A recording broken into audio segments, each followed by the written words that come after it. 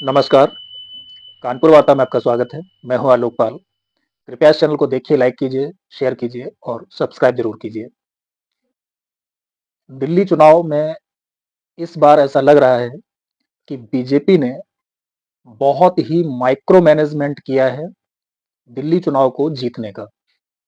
दिल्ली में एक बहुत लंबा अरसा हो गया है जब से भाजपा वहाँ पर सरकार बनाने में सफल नहीं हुई है। या यूँ कह लें कि जब से दिल्ली को एक राज्य का दर्जा मिला है, या एक्चुअल राज्य नहीं है वो, केंद्र शासित राज्य है, लेकिन वहाँ पर विधानसभा जब से बनी है, अभी 93 में शायद बनी थी, तब से लेकर के केवल एक बार मौका मिला है भारतीय जनता पार्टी को वहाँ पर शासन करने का, पहली बार। उसके बाद से 15 साल तक कांग्रेस पार्टी ने वहाँ पर शासन किया, और अभी लगभग 10 साल से तो लगातार केजरीवाल कर रहे हैं, और बीच में लगभग 1 डेढ़ साल का ऐसा कार्यकाल रहा जहां पर कोई सरकार नहीं थी, केवल 1.5 महीने के लिए अरविंद केजरीवाल मुख्यमंत्री थे।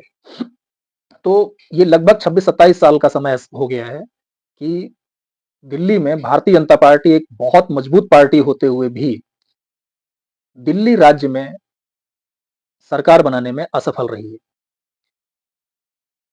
पिछला चुनाव जो 2020 का था, उसमें भारतीय जनता पार्टी को ऐसा लग रहा था कि क्योंकि 5 साल तक अरविंद केजरीवाल वहां के मुख्यमंत्री रह चुके हैं और एक एंटी इनकम्बेंसी होगी उनके अगेंस्ट, बीजेपी 2015 की अपेक्षा अपना वोट बैंक जो है, या वोट शेयर कह लीजिए, बढ़ाने में सफल होगी और वो केजरीवाल को हरा देगी। लेकिन यहाँ पर बीजेपी जो है वो एक अन्य फैक्टर लेकर के चल रही थी साथ में, और वो जो अन्य फैक्टर था वो था कांग्रेस। बीजेपी को ये लग रहा था कि कांग्रेस जो पिछले चुनाव में, यानी कि 2015 के चुनाव में 10% से नीचे आ गई है, वो कुछ ना कुछ वोट शेयर गेन करेगी, और उसका अनुमान जो है वो कुछ ना कुछ का मतलब ये नहीं था कि वो एक आध परसेंट गेन करेगी। उसका अनुमान था कि कांग्रेस कम से कम 8 से 10% या उससे ऊपर गेन करेगी। यानी कि बीजेपी मान के चल रही थी कि कम से कम 20% वोट कांग्रेस ले जाएगी, और उसी हिसाब से उसने तैयारी की थी। बीजेपी का वोट शेयर बढ़ा भी था, मेरे ख्याल से 5 या 6% का ग्रोथ हुआ था 15 की अपेक्षा 20 में। सब कुछ हुआ था, लेकिन नतीजों में बहुत ज्यादा बदलाव नहीं हुआ। दूसरा क्या है कि अरविंद केजरीवाल ने अपने पहले कार्यकाल में जिस तरह से दिल्ली में लोगों को बिजली फ्री, पानी फ्री और कई सारी सुविधाएं और बहुत सारा प्रचार, कि जैसे कि उन्होंने स्वास्थ्य के लिए कहा कि हमने मोहल्ला क्लिनिक खोल दिए हैं और बहुत अच्छे अस्पताल बना दिए हैं। शिक्षा को लेकर के उन्होंने कहा हमने कई हजार स्कूल बनाने का तय किया है। अब वो बात अलग है कि वो कितने बने कितने नहीं बने, वो सबको पता है। तो इस तरह की जो चीजें हुई, उसमें लोगों को लग रहा था कि हाँ यार, ये आदमी अच्छा है और इसको सत्ता में वापस लाना चाहिए। हुआ ये कि बीजेपी का तो वोट शेयर बढ़ा, लेकिन वो वोट शेयर बढ़ा कांग्रेस का वोट काट के। यानी कि जो वोटर पिछली बार 2015 के चुनाव में कांग्रेस को वोट देके आया था, उसने कहा कि यार कांग्रेस निकम्मी है, इसको हटाओ, वो बीजेपी को वोट दे आया आधा। जो एक्चुअल वोट शेयर आम आदमी पार्टी का था, उसमें कोई बड़ी गिरावट नहीं आई, 1% से भी कम की गिरावट आई। नतीजा लगभग वही रहा कि जहां पर पिछली बार आम आदमी पार्टी को 67 सीटें आई थी, तो 2020 में वो घट करके 62 हो गई। इतनी सीटों से कोई बहुत बड़ा प्रभाव नहीं पड़ता। लेकिन अगर आप देखेंगे पिछले जो करीब 30 साल का कार्यकाल हो गया है दिल्ली का राज्य का, तो उसमें अगर आप देखेंगे, एक खास चीज है कि बीजेपी का जो वोट बैंक है वो करीब करीब इंटैक्ट रहता है। यानी जिसे वोट बैंक शब्द यूज किया जाता है, वो बीजेपी के लिए बिल्कुल सटीक बैठता है कि वो उसका इंटैक्ट रहता है विधानसभा चुनाव में। वो लगभग 35% के आसपास है। वो ना तो 35% से बहुत कम होता है और ना 35% से बहुत ज्यादा आगे जाता है। अब बीजेपी के लिए सबसे बड़ी मुसीबत यही है कि अगर दिल्ली में बाइपोलर इलेक्शन हो रहा है, तो बीजेपी को कम से कम 45% से ऊपर वोट लेने का सोचना पड़ेगा, और ये 10% की ग्रोथ बहुत कठिन है। दिल्ली में एक और चीज है जो कई लोग ऐसा बोल कहते हैं, लेकिन उसको एक शब्द नहीं दे पा रहे थे। दिल्ली का जो वोट बैंक है या पूरी दिल्ली का जो वोटर है वो दो हिस्सों में बटा हुआ है। एक है जो बीजेपी का वोटर है और दूसरा है जो बीजेपी के अगेंस्ट है। ये बहुत बड़ी बात दिल्ली में देखने को मिली है अगर आप पिछले कुछ चुनावों का विश्लेषण करेंगे। और ये शब्द आदेश रावल ने दिया है कि दिल्ली में दो तरह के वोटर हैं, एक बीजेपी के फेवर में और दूसरे बीजेपी के अगेंस्ट। यानी कि एक वोट बैंक वो है जो ऐसी किसी भी पार्टी को वोट दे सकता है जो बीजेपी को हरा रही हो, और दूसरा वोट बैंक वो है जो बीजेपी को जिताना चाहता है। लेकिन जो बीजेपी को जिताना चाहता है वो 35% के आसपास ही टिका रहता है। जो बीजेपी को हराना चाहता है वो एक बड़ा वोट बैंक है और उसकी संख्या करीब करीब 50 से 55% है, थोड़ा बहुत फ्लोटिंग है। ये समस्या बीजेपी के लिए बहुत बड़ी है। बीजेपी को दिल्ली राज्य के चुनाव में, यानी कि दिल्ली विधानसभा चुनाव में, अपने वोट शेयर को कम से कम 45% से ऊपर लेके जाना होगा, तभी दिल्ली में बीजेपी सरकार बनाने में कामयाब हो पाएगी। तो इस बार शायद बीजेपी ने यह तय कर लिया है कि उसे कांग्रेस के भरोसे नहीं रहना है। 2020 में यद्यपि बीजेपी को भी बहुत उम्मीद नहीं थी वहां पर जीतने की, लेकिन फिर भी उन्होंने कोशिश की थी। इस बार उन्होंने यह तय किया है कि कांग्रेस के भरोसे कतई नहीं रहना है। कांग्रेस अगर 0% भी ला रही है तो भी हमें अपनी कोशिश करनी है कि हम 45% से ऊपर जाएं। और जाहिर सी बात है कि अगर वो 45% से ऊपर जाते हैं तो आम आदमी पार्टी का वोट भी 45% के आसपास ही या उसके नीचे आएगा। बाकी का वोट जो है वो विभिन्न पार्टियों में, निर्दलीयों में कुछ कांग्रेस लेके जाएगी, वो बढ़ जाता है। कांग्रेस अब भी कंफ्यूज है। मैं कई बार कह चुका हूं कि कांग्रेस दिल्ली में बहुत बुरी तरह से कंफ्यूज है। कांग्रेस का जो क्षेत्रीय नेतृत्व है, यानी कि दिल्ली राज्य का जो नेतृत्व है, वो चाहता है कि चुनाव मजबूती से लड़ा जाए, और कोई भी चाहेगा भाई उनको राजनीति करनी है। वो केवल इसलिए तो राजनीति में नहीं है कि वो कांग्रेस पार्टी में है, कांग्रेस पार्टी के कार्यकर्ता हैं। वो इसलिए राजनीति में है कि वो सत्ता में आए, कुछ जनता की सेवा करें और कुछ अपनी सेवा करें। हर राजनीतिक जो होता है वो यही करता है। तो कांग्रेस बड़ी कंफ्यूजन में है। कांग्रेस का केंद्रीय नेतृत्व यह डिसाइड नहीं कर पा रहा है कि उसको चुनाव लड़ना है दिल्ली में या नहीं लड़ना है, जबकि जो कांग्रेस के लोकल लीडर हैं वो मजबूती के साथ चुनाव लड़ रहे हैं। तो उनका कंफ्यूजन कंटिन्यू है। उसमें मैं लगभग 1 महीने से देख रहा हूं, कोई परिवर्तन नहीं आया है। अब आने वाले जो बचे 5-6 दिन है प्रचार के, उसमें वो क्या करते हैं पता नहीं। बीजेपी की मैं बात कर रहा था, तो चुनाव में होता क्या है कि जब मैं माइक्रो मैनेजमेंट की बात कर रहा हूं तो सबसे पहला काम होता है बूथ लेवल पे, चुनाव से काफी पहले, वो होता है आपको वोटर लिस्ट देखना कि वोटर लिस्ट में ऐसे कौन से लोग हैं आपके बूथ पर जो उस एरिया में नहीं रह रहे होते हैं और वो वोटर लिस्ट का हिस्सा हैं। तो जो आपके बूथ मैनेजर होते हैं उनकी ड्यूटी होती है कि उनका पता लगाएं कि वो कौन है, कहां के हैं। अगर वो उस एरिया में नहीं रह रहे हैं या दिल्ली से बाहर कहीं रह रहे हैं, तो पहला काम होता है कि आप ऐसे वोटर्स को, अगर वो आपके वोटर नहीं है या आपके संभावित वोटर नहीं है, तो फिर आप उनका नाम वोटर लिस्ट से हटवाइए। ये चीज आप अगर देखेंगे तो जो गांवों में चुनाव होते हैं ग्राम प्रधान के, उसमें बहुत अच्छे से की जाती है। तो वहां से बीजेपी ने इस बार शुरू किया है। दिल्ली में जो बहुत सारे वोट फर्जी थे वो बीजेपी ने कटवा दिए, और उसी को लेकर के रोना रो रहे थे अरविंद केजरीवाल। और आप इस आदमी की शातिरपन देखिए कि इस आदमी ने यह काम शुरू किया 2011-12 से। लोग कहते हैं वो अचानक पार्टी बन गई, फलाना हो गया, ढिमाका, वो कुछ अचानक नहीं हुआ। इसने बहुत पहले से प्लान करके रखा हुआ था।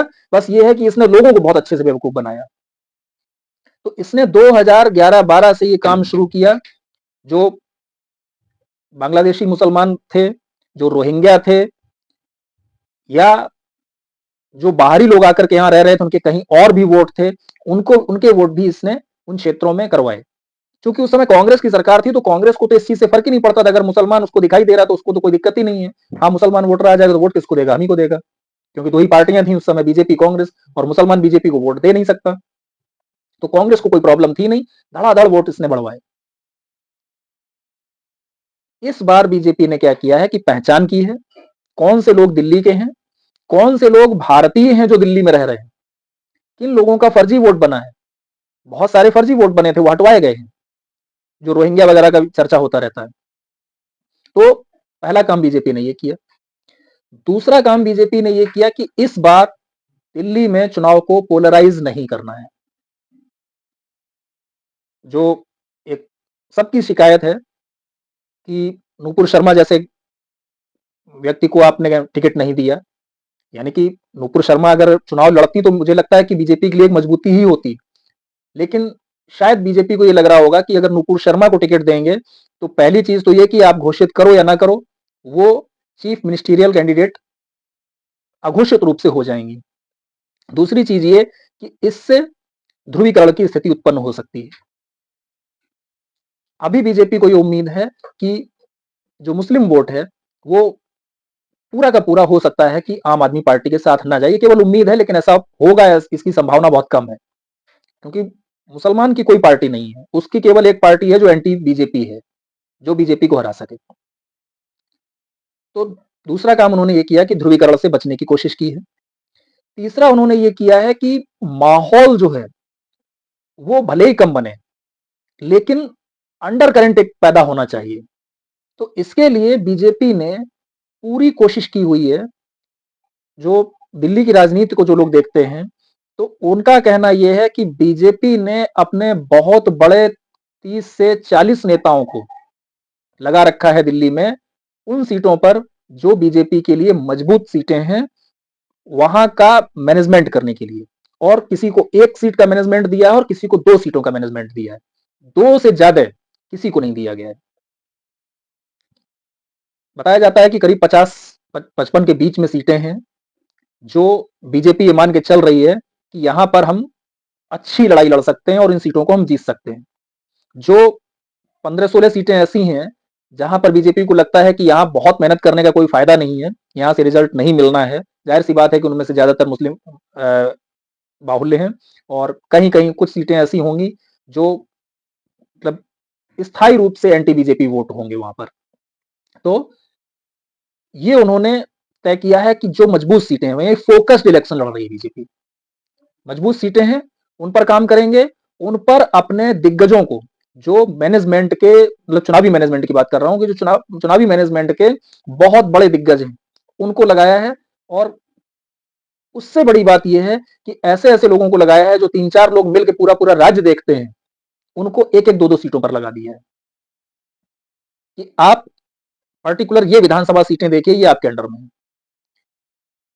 क्योंकि दिल्ली एक ऐसा शहर है जहां पर लगभग पूरे भारत से लोग आकर के रहते हैं, और लगभग सभी क्षेत्रों के लोगों की संख्या ठीक ठाक है।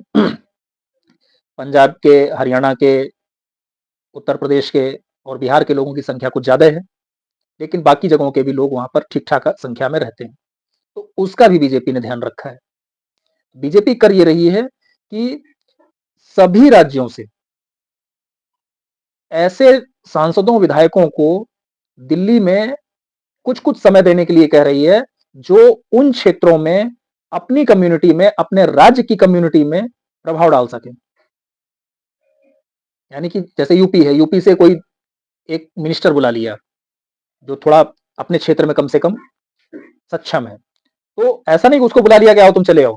उसको ये जिम्मेदारी दी गई है कि आप आइए और उन लोगों से मिलिए जो आपके क्षेत्र के आसपास के लोग हैं।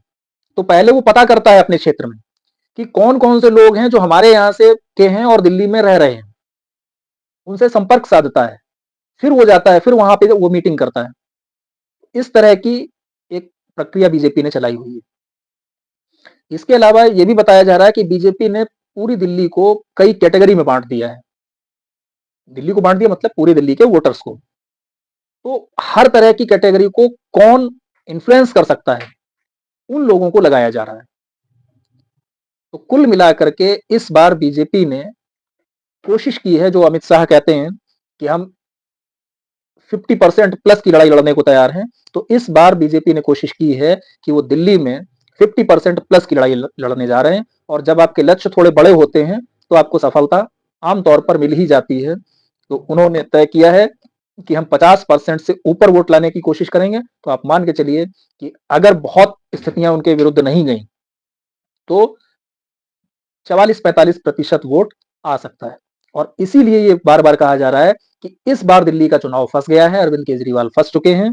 उनके लिए ये बड़ा मुश्किल है चुनाव निकाल पाना और इसीलिए अरविंद केजरीवाल बड़ी ऊटपटांग बातें कर रहे हैं और कल तो उन्होंने हद कर दी। मुझे लगता है कि इतना निर्लज्ज तो कोई राजनेता हो ही नहीं सकता। उस आदमी ने स्टेटमेंट दिया कि हरियाणा सरकार ने यमुना नदी में जहर डलवा दिया है और मुझे कोई आश्चर्य नहीं होगा कि अगर दिल्ली में आने वाले समय में 1-2 दिन में 4 दिन में कुछ ऐसी दुर्घटनाएं हो जाएं जो पानी पीने के कारण हो, जो सप्लाई वाला पानी आता है दिल्ली में उसको पीने से घटित हो जाए, क्योंकि ये आदमी इतना क्रूर, इतना धूर्त है कि ये कहना बड़ा मुश्किल है कि इसने अगर ये बोला है तो ये ऐसा कर नहीं सकता। अगर ऐसा हो तो कम से कम मुझे ताज्जुब नहीं होगा, किसी को होता रहे। आप इसकी नीचता देखिए। आप सोचिए क्या कोई सरकार, हरियाणा सरकार छोड़िए, क्या दुनिया की कोई सरकार ऐसे किसी जल में जहर डलवा सकती है जिस जल को लोग पीते हों या पीने के लिए जिसका इस्तेमाल हो रहा हो? भले ही वो ट्रीट होकर के जा रहा है लेकिन फिर भी जहर का कुछ अंश तो रह ही जा सकता है उसमें। मुझे लगता है कि जो उत्तर कोरिया का तानाशाह है किम जोंग उन, उससे भी अगर कोई ये बात कहे तो उसकी भी रूह का एक बार कांप जाएगी। तो इस आदमी की धूर्तता का आप अंदाजा केवल इस बात से लगाइए कि इसने इस तरह का स्टेटमेंट दिया है तो उसके पीछे कोई ना कोई इसकी खुराफात जरूर होगी। अब वो हिम्मत ना जुटा पाए बात अलग है, लेकिन अगर ऐसा हो जाए तो मुझे कतई आश्चर्य नहीं होगा। तो इस बार आम आदमी पार्टी और खासतौर से अरविंद केजरीवाल दिल्ली में फंस चुके हैं। नतीजा क्या आएगा वो पता नहीं है, यद्यपि मुझे अभी भी लगता है कि आम आदमी पार्टी शायद चुनाव जीतने में सफल हो जाएगी। मैं आज भी यही बात कह रहा हूं, कल भी मैंने यही बात कही थी। लेकिन अगर आम आदमी पार्टी चुनाव नहीं जीत पाती है तो आप ये भी मान लीजिए कि आम आदमी पार्टी खत्म हो जाएगी, उसका भविष्य उसके आगे नहीं है। दिल्ली में चुनाव जीतती है तो सरवाइव करेगी और दिल्ली में चुनाव नहीं जीतती है तो ये उसके अंत की शुरुआत होगी। बीजेपी ने जिस तरह का मैनेजमेंट किया है, अगर उसको सफलता मिलती है तो ये बीजेपी के लिए एक बहुत बड़ा किला फतेह करने जैसा होगा, क्योंकि एक पार्टी जिसे शहर की पार्टी कहा जाता है, जिसका लोकसभा में इतना जबरदस्त प्रदर्शन रहता है कि दिल्ली की 7 की 7 सीटें लगातार 3 चुनाव में वो जीत चुकी है, वो दिल्ली विधानसभा में इतनी बुरी स्थिति में है कि पिछले, अगर चुनावों की बात करें कि पिछले किस चुनाव में आई थी, तो करीब 30 साल से ऊपर हो गया है, उसके बाद से वो कोई चुनाव दिल्ली में नहीं जीती है। दिल्ली उसके लिए पश्चिम बंगाल और केरल बन गए हैं। तो अगर वो दिल्ली फतेह करती है तो उसका लाभ उसको पश्चिम बंगाल में मिल सकता है। आप कहो ये कौन सी मूर्खता वाली बात हुई? तो मूर्खता वाली बात यह है कि जिस तरह से बहुत प्रयास के बाद दिल्ली में सरकार बनाने में असफल रह रहे हैं, उसी तरह से पश्चिम बंगाल में भी बहुत मजबूत होने के बाद भी ये सफल नहीं हो पा रहे हैं। अगर दिल्ली में सफल होते हैं तो इनका मनोबल बढ़ेगा और जो पश्चिम बंगाल के भी इनके कार्यकर्ता हैं उनका भी मनोबल बढ़ेगा। तो ऐसी स्थिति में ये संभव है कि इसका लाभ इन्हें पश्चिम बंगाल में भी मिले। आज की वार्ता में इतना ही। बहुत बहुत धन्यवाद। नमस्कार।